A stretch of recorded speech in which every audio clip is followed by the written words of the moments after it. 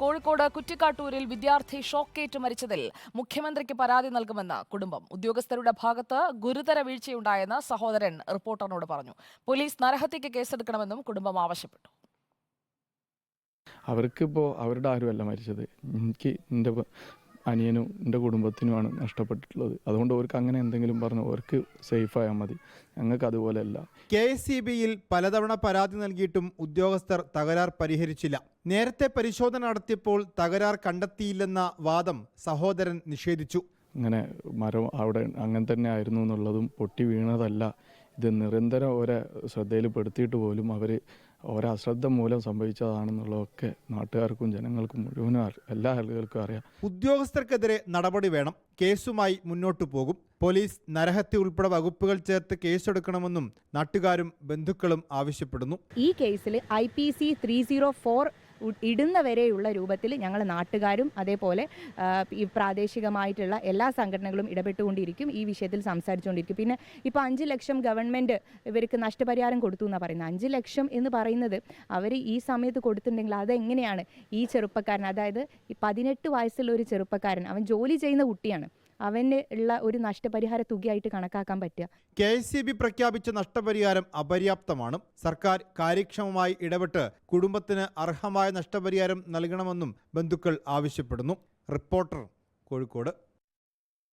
വിവരങ്ങളുമായി VS രഞ്ജിത്ത് നമുക്കൊപ്പം എത്തുന്നു. VS രഞ്ജിത്ത്, ഇതിൽ ആ കുടുംബത്തിനുണ്ടായ ഷോക്ക്, അതേക്കുറിച്ച് ചിന്തിക്കുന്നില്ല എന്നുള്ളത് വ്യക്തമാണ്. ഇപ്പോൾ മുഖ്യമന്ത്രിക്ക് നൽകാൻ പോകുന്ന പരാതിയെക്കുറിച്ച് അവർ പറയുന്നത് എന്താണ് രഞ്ജിത്ത്?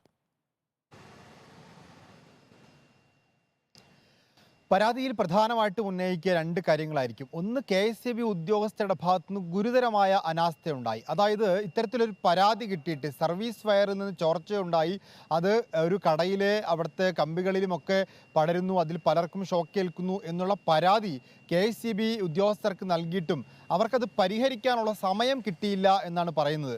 മറ്റൊന്ന്, ഇപ്പോൾ ഈ മരണം സംഭവിച്ച ശേഷം KSEB പറയുന്നത് അവർ ആദ്യം പരിശോധന നടത്തിയപ്പോൾ അങ്ങനെ ഒരു ചോർച്ച കണ്ടെത്തിയിരുന്നില്ല. പിന്നീട് ഈ കുട്ടി മരിക്കുന്ന സമയത്ത്, ഈ വിദ്യാർത്ഥി മരിക്കുന്ന അന്ന് രാത്രി മഴ പെയ്തപ്പോൾ മാവിൻ്റെ കൊമ്പ് ഒടിഞ്ഞു വീണതാവാം എന്നുള്ളതാണ്. പക്ഷെ അങ്ങനെ മാവിൻ്റെ കൊമ്പ് ഒടിഞ്ഞു വീണിട്ടില്ല. നേരത്തെ തന്നെ മാവിൻ്റെ കൊമ്പ് പടർന്ന് ഈ പറയുന്ന വൈദ്യുതി ലൈനിലേക്ക് മാറിയിരുന്നു, അതിൽ നിന്ന് ഷോക്ക് പടരുന്നുണ്ടായിരുന്നു എന്നെല്ലാം അവിടെ നാട്ടുകാർക്ക് അറിയാവുന്നതാണ്. അവിടെ പരിക്കേറ്റ ആളുകളുണ്ട്, ഷോക്കേറ്റ ആളുകളുണ്ട്. ഇതൊക്കെ അറിഞ്ഞിട്ടും KSEB കൈ കഴുകാൻ ശ്രമിക്കുന്നു എന്നുള്ളതാണ് ഈ കാര്യത്തിൽ നമുക്ക് മനസ്സിലാക്കാൻ സാധിക്കുന്നത്. ഏതായാലും KSEB അല്ല ഇക്കാര്യത്തിൽ അന്വേഷിക്കുന്നത്. KSEBയുടെ ഈ ഇലക്ട്രിക്കൽ ഇൻസ്പെക്ടറേറ്റ് ആണ് ഇതിൽ അന്വേഷണം നടത്തുന്നത്. അവർ ഇന്നലെ പ്രാഥമികമായ റിപ്പോർട്ട് വൈദ്യുതി മന്ത്രിക്ക് കൊടുത്തു. ആ റിപ്പോർട്ടിൻ്റെ അടിസ്ഥാനത്തിലാണ് ഒരു വീഴ്ച കണ്ടെത്തിയതിനെ തുടർന്നാണ് 5 ലക്ഷം ധനസഹായം കൊടുക്കാൻ തീരുമാനിച്ചത്.